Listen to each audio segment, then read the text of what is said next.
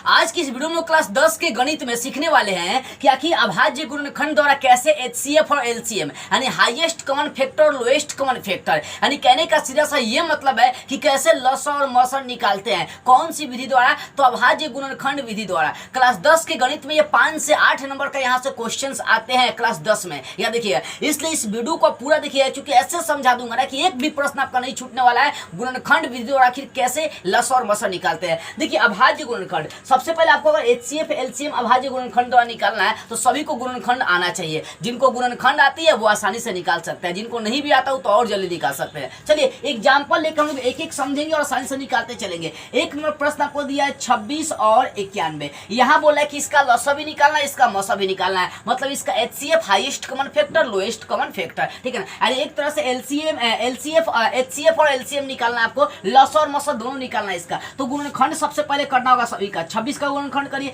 2 से लगाएंगे 13, फिर 13 से लगाएंगे 13 कम 13, क्योंकि यहाँ 3 से 4 से कौन से डायरेक्ट नहीं से लगेगा। तो यहाँ पर 26 का फैक्टर क्या आएगा वो देखिए, लिखिए इसका फैक्टर। रुकिए 91 का फैक्टर देखिए, 91 का गुणनखंड कर दीजिए। तो 2 से नहीं लगेगा, 3 से नहीं लगेगा, डायरेक्ट 7 से लग सकता है। 7 से आपका लग, देखिए 7 से 7 एकम 7 2 7 एकम 7 2 13 13 7 91 आपका हो जाएगा, ठीक है। उसका डायरेक्ट 13 से लगेगा, 13 कम 13। तो यहाँ पर देख रहा हूँ कि 26 का फैक्टर कितना आ गया, 2 गुना 13 आ गई। और फिर 91 का फैक्टर क्या आ गया, 7 गुना 13 आ गया, ठीक है। तो पहले आपको सबका गुणनखंड कर देना, जितना का भी निकालना होगा, ठीक है ना। जैसे 26 से 91 का निकालना, दोनों का गुणनखंड कर दिए। 510 से 92 का निकालना होगा तो गुणनखंड उसका कर देंगे, ठीक है। बाबू देखो यहाँ पर समझो, तो यहाँ पर 26 का गुणनखंड आएगा 2 गुना 13, 91 का गुणनखंड आएगा 7 गुना 13। तो यहाँ पर एचसीएफ आप कैसे निकालेंगे, एचसीएफ का मतलब होता है जो दोनों में मिले, बस इतना याद रखिएगा, जो दोनों में मिलेगा वो एचसीएफ होगा, जो दोनों में मिलेगा एचसीएफ होगा। तो दोनों में क्या मिल रहा है, 2 7 नहीं मिल रहा है, दोनों में क्या मिल रहा है, खाली 13 मिल रहा है। तो यहाँ पर आंसर क्या हो जाएगा 13, यानी इसका एचसीएफ क्या हो जाएगा 13। अब आप सोचेंगे एलसीएम इसका क्या होगा, तो सिंपल सी बात है, एलसीएम निकालने का मतलब होता है जो मिला उसको लिख दीजिए, जो मिला उसको लिखिए, जो दोनों में मिला उसको लिखना। तो दोनों में क्या मिला 13, तो 13 लिख देना है, और उसके बाद जो बचा है उसको भी गुना कर दीजिए। तो क्या बचा है 2 और क्या बचा है 7, तो 2 गुना कितना हो गया 7। देखिए यहाँ पर 13 गुना 7 का 2 से गुना कर, 7 गुना कितना 14, तो 13 का 14 से गुना कर दीजिए, तो लगभग 182 के आसपास में आएगा। 14 या 42 14 हाँ 182 आ जाएगा। तो यहाँ पर इसका एलसीएम कितना आ गया 82 आ गया, एचसीएफ कितना आ गया 13 हो गया, 13 हो गया। नहीं समझ में आ रही क्या, चलिए समझिए।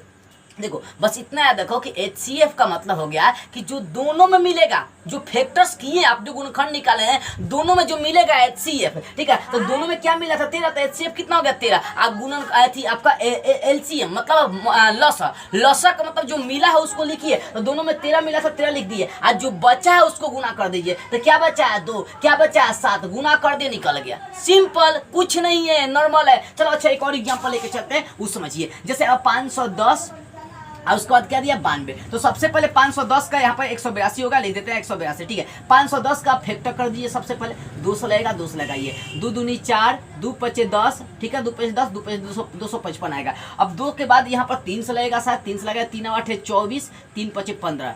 फिर आपका 5 से 3 से नहीं लगेगा, 3 दूना 6 नहीं लगेगा, 5 से लगेगा, 17 पचे 85, अब डायरेक्ट 17 से ही लग जाएगा, 17 एकम 17। अब 92 का भी फैक्टर तो आप कर लीजिए कम से कम, 2 से लगाएंगे तो 2 चौके 8, 2 चौके 8 और 2 छके 12, फिर 2 से लगाएंगे तो 23 हो जाएगा, डायरेक्ट 23 से लगेगा तो 23 एकम 23 हो जाएगा, 23 लगेगा डायरेक्ट आपका, ठीक है, ठीक है। अब देखो यहाँ पर क्या देख रहे हैं, 510 का फैक्टर क्या गया, 2 3 5 17, कितना गया 2 3 5 17, ठीक है। उसके बाद यहाँ देखिए 92 का फैक्टर क्या होगा उसको लिखिए, आपका आ गया 2 गुना 23, यही ना 92 का फैक्टर आ गया। तो अब यहाँ पर दोनों का हम क्या किए, गुणनखंड लिख दिए। तो एचसीएफ निकालेंगे, एचसीएफ का मतलब जो दोनों में मिलेगा। तो दोनों में क्या मिला, दोनों में 1 और 2 मिल रहा है, ठीक है ना, 1 और 2 मिल गया। और देखिए दोनों में 1 और 2 मिल रहा है, नहीं, अब दोनों में क्या कुछ नहीं मिल रहा है, मतलब ऐसी संख्या जो दोनों में मिलनी चाहिए, तो सिर्फ 2 ही है जो दोनों में मिल रही है, और कोई संख्या मिल रही है नहीं मिल रही है। तो इसका एचसीएफ कितना आ गया 2 आ गया। अगर मान लीजिए 1 और 2 मिलता तो गुना में 2 लिख के उसको कम करता, 2 गुना 2 4 हो जाता है, लेकिन अब मात्र 1 और 2 निकल रहा था, एचसीएफ कितना निकल गया 2 निकल गया।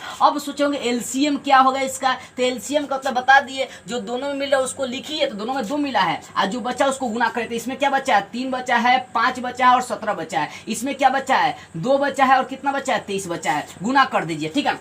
लेगा पर द्वितीय 6 6 5 कितना हो गया 30 और 30 का 17 से गुना करेंगे तो 510 हो जाएगा। उसके बाद क्या बचेगा यहाँ पर 510 और 510 का अगर 2 से भी गुना कर देते हैं, 510 का अगर 2 से गुना कर देंगे तो आगे कर सकते हैं। देखिए द्वितीय 6 5 30, 30 का 17 से गुना करेंगे 510 और गुना 23 का अगर 2 से गुना करते हैं 23 गुना कितना होगा 46, तो 510 का यानी 51 का 46 से गुना कर दीजिए, बाद में 0 बैठा देंगे। 1 6 6 5 6 के 30, 1 4 4 5 4 के 20, 6 4 3 2 कितना आ रहा है 23 46 आ रहा है। एक इसका 0 बैठा देंगे तो 23,460 हो जाएगा।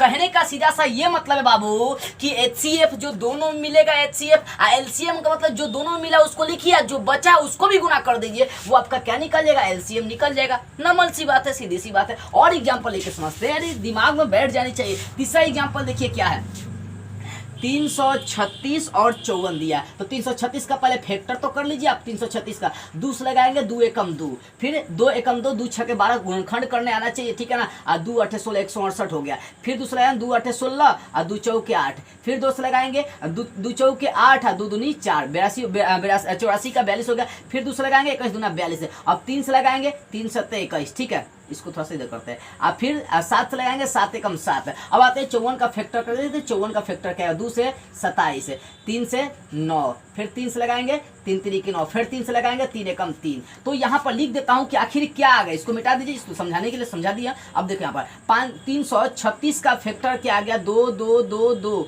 2 4 बढ़ा गया 1 2 3 4, और उसके बाद 3 है और गुना कितना है 7 है। वैसे ही अगर 54 का फैक्टर देखते हैं तो 2 गुना 3 गुना 3 गुना 3, यही फैक्टर आपका आ गया, ठीक है। तो HCF निकालते हैं, दोनों का ही गुणनखंड लिख देते हैं। HCF का मतलब जो दोनों में मिलेगा, तो दोनों में क्या मिला, 1 और 2 मिल गया, ठीक है। अब देखिए, अब दोनों में और 2 तो मिलेगा, एक आपका 3 दोनों में मिल रहा है, 1 3 दोनों में मिला तो गुना 3 कर देंगे, और कुछ नहीं मिल रहा है। तो द्वितीय कितना हो गया बाबू, द्वितीय 6, HCF कितना निकल गया 6 निकल गया। अब वही अगर LCM निकालना है तो LCM निकालने के लिए जो मिला है उसको लिखिए। तो क्या मिला है, 2 मिला था और क्या मिला था 3। अब जो बचा है दोनों में उसको लिख दीजिए। तो क्या बचा, 2 2 2 बचा है, तो 2 गुना 2 गुना 2, और क्या बचा है 7 बचा है। अब नीचे में क्या बचा था, तो नीचे में 3 3 बचा हुआ था, 3 गुना 3 बचा था, ठीक है ना। जो मिला है उसको लिख दीजिए, जो नहीं मिला दोनों को क्या करना, सबको लिख देना है। अब देखिए गुना कर दीजिए, द्वितीय 6 दुना 12 12 दुना 24, 24 दुना 48, ठीक है ना। 24 दुना 48 थे, आप 48 लिख देते हैं। 3 3 के 9 और 3 3 के 9 और 9 7 कितना हो गया 63 हो गया। तो 48 का 63 सीधे साइड में गुना कर दीजिए। 63 का 48 से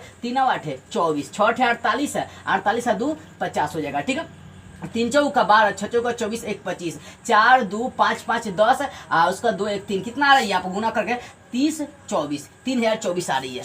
तो इसी तरीके से तो आपको निकालना है लसमसा, ऐसे ही निकालना है, कुछ नहीं करना। तरीका आपको कंसेप्ट जिसको पता होगा ना वो रगड़ देगा, ठीक है, आसानी से रगड़ देगा। HCF का मतलब जो दोनों में मिलेगा, LCM का मतलब जो मिला है उसको लिखिए, और जो बचा उसको भी ससुरा के गुना कर दीजिए, तो आपका निकल जाएगा LCM, ठीक है ना। अच्छा चलो, अब यहाँ पर एक और 3 गो वाला हम लोग लेकर चलते हैं। अभी आप सोचेंगे कि सर ये तो नॉर्मल था, आप बता दिए। अब 3 गो वाला गुणनखंड हमको करके दिखाए, चलिए दिखाते हैं। 3 गो वाला गुणनखंड आपको करके दिखाते हैं, जहाँ 3 गो संख्या दिया होगा वहां पर LCM HCF निकालना होगा। चलिए यहाँ पर जैसे 5वां प्रश्न उठा कर चलते हैं, ठीक है। 5वां प्रश्न देखिए क्या दिया है, 12 15 और 21 का निकालना, आपको लसमसा निकालना है। तो 12 का फैक्टर कर तो दीजिए ना, 2 6 के 12, द्वितीय 6, फिर 3 से लगाएंगे 3 एकम 3। वैसे ही 15 का फैक्टर कर दीजिए, तो 15 का लगाएंगे 3 से 3 5 15, 5 एकम 5। 21 का फैक्टर करेंगे तो 3 से 3 7 21, और उसके बाद 7 एकम 7। तो यहाँ पर साइड में लिख देता हूँ कि 12 का फैक्टर आ गया था 2 गुना 3, ठीक है। वैसे ही 15 का फैक्टर आ गया था 3 गुना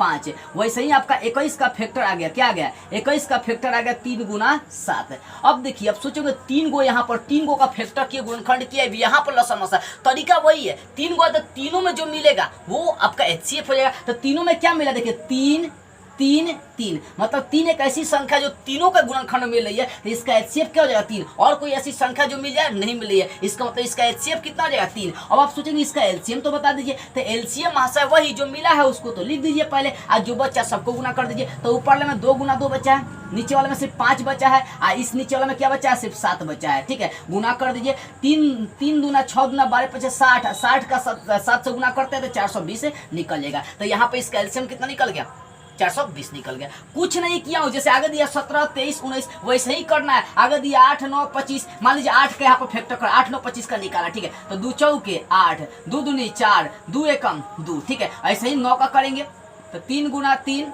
3 एकम 3, ठीक है, ये 3 3 है, अपना समझने के लिए बता रहा हूँ, ठीक है। 25 का करेंगे तो 5 5 5 हाँ 25, फिर 5 लगाए 5 एकम 5। तो यहाँ देखने वाली बात ये आ रही है कि 8 का फैक्टर आ गया 2 गुना 2 गुना 2, ठीक है। वैसे ही 9 का फैक्टर आ गया 3 गुना 3, वैसे ही 25 का फैक्टर आपका आ गया 5 गुना 5। अब आप सोचोगे यहाँ पे HCF क्या निकलेगा, HCF का मतलब जो दोनों में मिलेगा, तीनों में मिलना चाहिए। तो यहाँ पर कोई ऐसी संख्या जो मिले नहीं, सबके गुना में 1 छुपा है, सबके गुना में 1 छुपा है। देखिए तो सब में क्या मिल रहा है, 1 मिल रहा है, सबके गुना में 1 था ना बाबू। कोई 2 2 2 नहीं मिले, 3 3 नहीं मिले, 5 5, कोई ऐसी संख्या जो तीनों में नहीं मिले, नहीं मिल रही है, ठीक है। जब नहीं मिल रही है बाबू तो यहाँ पर क्या मिलेगा, 1 मिलेगा, 1 1 1 तो सब में मिलेगा, तो HCF आपका 1 हो जाएगा। उसका LCM, तो LCM वही निकालेंगे जो मिला है तीनों में, तीनों में 1 मिला है, जो बचा उसको लिख दीजिए। तो क्या बचा, 2 दूनी 4 4 दूना 8, ठीक है।